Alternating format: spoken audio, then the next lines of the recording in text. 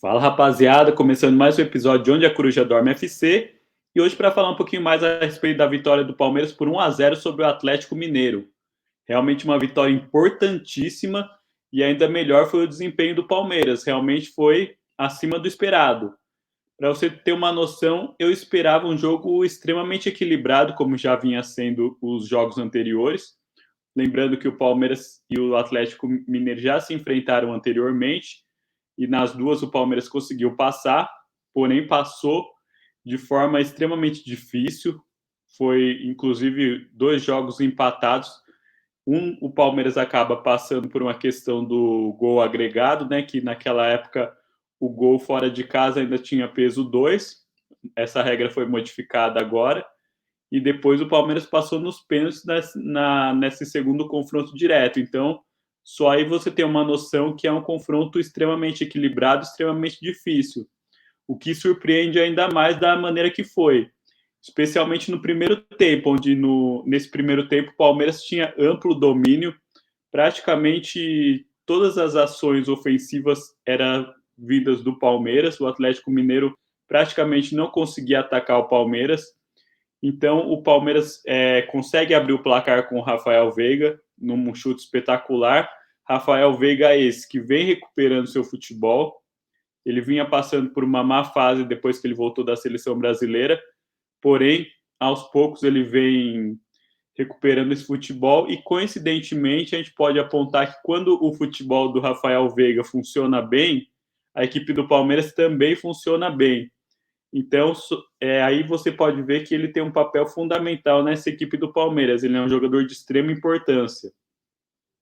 Eu vi o Palmeiras nesse primeiro tempo com um volume de jogo extremamente grande. Ele colocou o Atlético Mineiro para se defender praticamente. O Atlético Mineiro ele praticamente não tinha questão de saída de bola, não conseguia armar jogadas. Tanto que o Felipão ele acabou até fazendo uma modificação no primeiro tempo. Ele acabou retirando o Zarate para colocar o Igor Gomes. De tanto que o Palmeiras tinha o domínio desse meio do campo. E eu digo mais, esse 1-0 no primeiro tempo ficou até barato para o que foi o jogo, porque o Palmeiras teve um amplo domínio nesse primeiro tempo. Então, na minha visão, dava até para ter colocado uma vantagem maior. Agora, no segundo tempo, o Atlético Mineiro ele tenta dar uma equilibrada no jogo, muito embora o Palmeiras, que é um time experiente, sabe decidir, está acostumado com decisões, o Palmeiras ele vai deixando o jogo para ele decidir num contra-ataque, numa jogada que quase saiu, numa jogada do Arthur, que ele toca para o meio e por pouquíssimo o Rafael Veiga ele acaba não conseguindo chegar na bola, porque caso o Rafael Veiga conseguisse dominar aquela bola, ele sairia na cara do gol, provavelmente faria o segundo, e aí deixaria o confronto realmente muito difícil para o Atlético Mineiro. Então, a partir daí, o Atlético Mineiro até acaba tentando fazer uma pressão no Palmeiras, mas não consegue, porque o Palmeiras está muito bem armado, e um jogador que eu quero destacar também na defesa é o Gustavo Gomes. Tanto o Gustavo Gomes quanto o Murilo jogaram bastante bem no dia de hoje.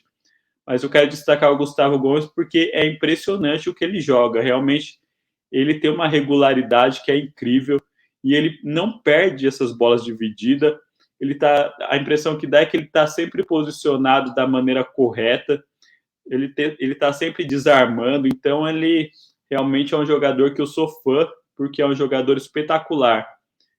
Então, o Atlético Mineiro acaba não conseguindo e, na minha visão, o resultado foi extremamente importante para o Palmeiras, é um resultado bem favorável, muito embora, pelo que foi o primeiro tempo, eu até acho que o Palmeiras poderia ter saído com uma vantagem um pouco maior, porém sai com uma vantagem extremamente importante.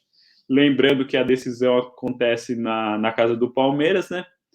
Aí o Palmeiras já tem todo esse favoritismo para esse jogo de volta, porque o Palmeiras pode jogar pelo empate e caso o Palmeiras perca por 1-0, o jogo vai para os pênaltis, né? Então, o Palmeiras só aí ele já consegue uma vantagem que é representativa, é muito boa. Realmente o Palmeiras ele consegue fazer o jogo que ele gostaria de ter feito, porque O Palmeiras não tinha conseguido ganhar ainda no Mineirão pela Copa Libertadores, então é um jogo que o Palmeiras tem que se orgulhar bastante, porque foi realmente muito bem. Embora pudesse sair até com um resultado melhor, mas esse resultado foi muito bom para o Palmeiras. Agora eu queria saber um pouquinho mais da sua opinião. O que você achou do jogo? Fala para mim nos comentários, pode ser? Um abraço. Tchau, tchau.